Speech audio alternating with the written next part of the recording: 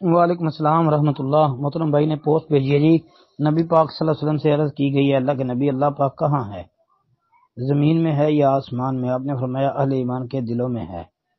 کہتے ہیں جی محترم کیا یہ روایت درست ہے؟ محترم بھائی اس میں احیاء العلوم وغیرہ کا حوالہ ہے، مجھے تو نہیں اس روایت کا علم، باقی یہ روایت جو ہے من گھڑت ہی معلوم ہوتی ہے، اور قرآن پاک کے بھی صریح خلاف ہے کہ نبی علیہ الصلوۃ والسلام کے متعلق یہ بات جو کہی گئی ہے کہ اللہ کے رسول علیہ الصلوۃ والسلام نے یہ کہا کہ اللہ اہل ایمان کے دلوں میں ہے، جبکہ قرآن کے صریحاً خلاف بات ہے۔ یہ قرآن پاک میں ہے کہ اللہ عرش پر مستوی ہے، الرحمن علی العرش استوی۔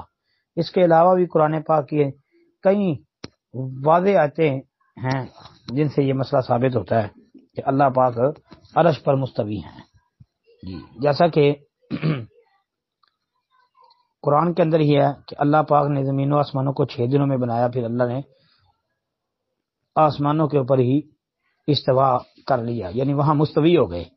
تو یہ ہے، اس کے علاوہ نبی علیہ الصلوۃ والسلام کی سنت اور حدیث کا مطالعہ کریں تو پھر بھی آپ کو پتہ چلے گا۔ تو لہذا ایک تو ہمیں یہ روایت ملی نہیں ہے، پتہ نہیں، دوسری یہ قرآن آیات کے بھی خلاف ہی معلوم ہوتی ہے، لہذا یہ صحیح نہیں ہے جی۔ السلام علیکم ورحمۃ اللہ۔